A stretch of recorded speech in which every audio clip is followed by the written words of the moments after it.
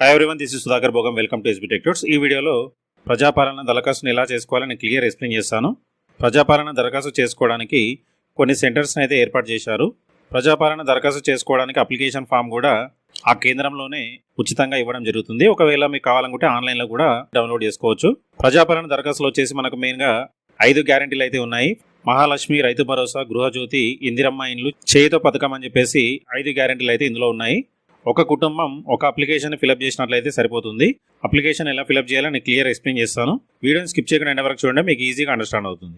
Application fill up చేయడానికి రాకపోయినా సరే ప్రజాపాలన దరఖాస్తు చేసుకోవడానికి ఏర్పాటు చేసుకున్నటువంటి కేంద్రాల దగ్గర కూడా ఫిలప్ చేయడానికి అధికారులు అయితే ఉంటారు. ప్రజాపాలన దరఖాస్తు చేసుకోవడానికి మనకు 28 డిసెంబర్ నుంచి జనవరి 6వ తారీఖు వరకు అయితే డేట్ అయితే ఇచ్చారు. ఇక మొదటగా కుటుంబ వివరాలు అయితే మనం ఇక్కడ ఎంటర్ చేయాల్సి ఉంటుంది. ఇక్కడ చూసినట్లయితే ఫస్ట్ దరఖాస్తు సంఖ్య ఉంది. ఈ దరఖాస్తు సంఖ్య అనేది అధికారులు ఫిలప్ చేశారు, మనమైతే ఏం ఫిలప్ చేయొద్దు. ఇక్కడైతే ఇంటి యజమాని ఫోటో అయితే ఒకటి ఇక్కడ పే చేయాలి.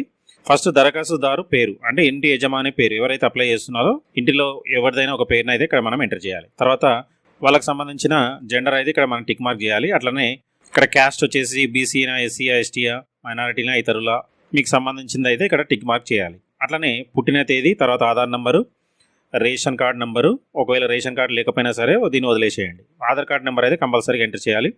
తర్వాత మొబైల్ నెంబర్ని కంపల్సరీ ఇవ్వాలి. తర్వాత వృత్తి, మీరేం చేస్తూ ఉన్నారు ఆ వృత్తి అయితే అదైతే ఇక్కడ ఎంటర్ చేయాలి. తర్వాత కుటుంబ సభ్యుల వివరాలు, సో కుటుంబంలో ఎంతమంది ఉంటే అంతమందికి సంబంధించిన వివరాలు అయితే ఇక్కడ క్లియర్గా మీరైతే మెన్షన్ చేయండి. ఇక్కడ ఏం లేదు, సింపుల్గా క్రమ సంఖ్య అంటే 1 2 3 4 ఇవ్వండి. తర్వాత వాళ్ళ పేర్లు ఇవ్వండి. తర్వాత దరఖాస్తుదారునితో సంబంధం, దరఖాస్తు చేసే యజమాని ఎవరైతే ఉన్నారో వాళ్ళకి ఏమవుతాడు, భార్య అయితే భార్య అని రాయండి, కుమారుడు అయితే కుమారుడు అని రాయండి. తర్వాత కూతురు అయితే కూతురు అని ఇక్కడ మెన్షన్ చేసి లింగం ఇక్కడ ఇచ్చేసి తర్వాత పుట్టిన తేదీ, తర్వాత వాళ్ళకి సంబంధించిన ఆధార్ కార్డ్ నంబరు. ఇది ఫస్ట్ పేజ్లో ఉండేది. నెక్స్ట్ చిరునామా, వాళ్ళకి సంబంధించిన కంప్లీట్ అడ్రస్ అయితే ఇక్కడ ఇవ్వండి. ఇంటి నెంబరు, తర్వాత వీధి, తర్వాత గ్రామం, మున్సిపాలిటీ, తర్వాత వార్డు నెంబరు, మండలము, జిల్లా. సో కంప్లీట్గా ఇక్కడైతే అడ్రస్ ఎంటర్ చేయండి. తర్వాత అభయస్థం గ్యారంటీ పథకాలు లబ్ధి పొందడానికి వివరాలు, మీకు కావాల్సిన పథకాల లబ్ధి కొరకు టిక్ చేయండి అన్నాడు. 5 పథకాలు అయితే ఉన్నాయి. ఫస్ట్ వచ్చేసి మహాలక్ష్మి పథకం. ఇందులో ఏంటంటే ప్రతి నెల 2500 ఆర్థిక సాయం కావాలన్నా వద్దా, కావాలనుకుంటే టిక్ మార్క్ పెట్టండి. ఇది ఓన్లీ స్త్రీలకు మాత్రమే వస్తుంది.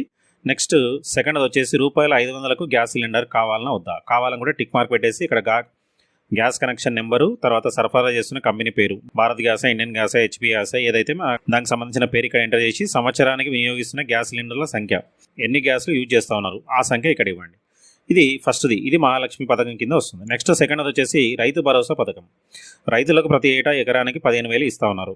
రైతు కానీ కౌలు రైతు కానీ ఎవరైతే వాళ్ళకి సంబంధించిన టిక్ మార్క్ ఇవ్వండి. తర్వాత పట్టాదారు పాస్ పుస్తకం సంఖ్య, పాస్బుక్ పట్టా మీద ఉంటుందో ఆ నెంబర్ అయితే ఇక్కడ ఎంటర్ చేయాలి. తర్వాత సాగు చేస్తున్న భూమి వివరాలు, సర్వే నెంబరు, విస్తీర్ణం ఎంత ఉంది అదంతా క్లియర్గా ఇక్కడ ఇవ్వాలి. తర్వాత వ్యవసాయ కూలీలకు ఏటా 12,000, ఇది కావాలనుకుంటే దీన్ని టిక్ మార్క్ చేసేసి ఉపాధి హామీ కార్డు నెంబరు, వ్యవసాయ కూలీలు ఉన్నారో వాళ్లకు సంబంధించిన ఉపాధి హామీ కార్డు ఏదైనా ఉంటే ఆ కార్డుకు సంబంధించిన నెంబర్ అయితే ఇక్కడ ఇవ్వాలి. ఇది సెకండ్ది. నెక్స్ట్ ఇందిరమ్మ ఇండ్లు పథకం. ఇల్లు లేని అర్హులైన కుటుంబానికి ఇంటి నిర్మాణానికి ఆర్థిక సాయం కావాలనుకుంటే ఇవ్వాలి. అంటే మీకు ఒకవేళ సొంత స్థలం ఉండి ఇల్లు కట్టుకోవడానికి సహాయం కావాలనుకున్నప్పుడు ఇది టిక్ మార్క్ చేయాలి.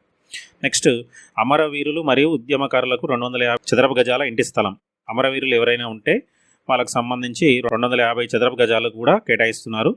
ఒకవేళ వాళ్ళు ఉంటే టిక్ మార్క్ చేసి అమరులే వాళ్ళ పేరు ఇవ్వండి, అమరులైన సంవత్సరం ఇవ్వాలి ఇక్కడ. తర్వాత ఎఫ్ఐఆర్ నెంబరు, తర్వాత డెత్ సర్టిఫికేట్ కూడా, డెత్ సర్టిఫికేట్ నెంబర్ ఇక్కడ మెన్షన్ చేయాలి. అట్లాగే తెలంగాణ ఉద్యమంలో పాల్గొన్నారా, అవును కాదు, టిక్ మార్క్ అయితే ఇవ్వండి. ఒకవేళ అవును అన్నారు అనుకోండి, ఎఫ్ఐఆర్ నెంబరు, సంవత్సరం కూడా ఇక్కడ మెన్షన్ చేయాలి. ఒకవేళ వాళ్ళు జైలుకి వెళ్ళినట్లయితే జైలుకి సంబంధించిన ఇన్ఫర్మేషన్ కూడా ఇక్కడ ఇవ్వాలి. నెక్స్ట్ గృహజ్యోతి పథకం. కుటుంబానికి ప్రతి నెల 200 యూనిట్ల ఉచిత విద్యుత్, కరెంటు కూడా 200 యూనిట్ల వరకు ఫ్రీగా ఇస్తూ ఉన్నారు. ఒకవేళ ఇది కూడా మీకు కావాలనుకున్నప్పుడు మీ నెలసరి గృహ విద్యుత్ వినియోగం, మీరు నెలకు ఎన్ని యూనిట్స్ యూజ్ చేస్తారు అప్రాక్సిమేట్గా ఇక్కడ టిక్ మార్క్ చేయాలి.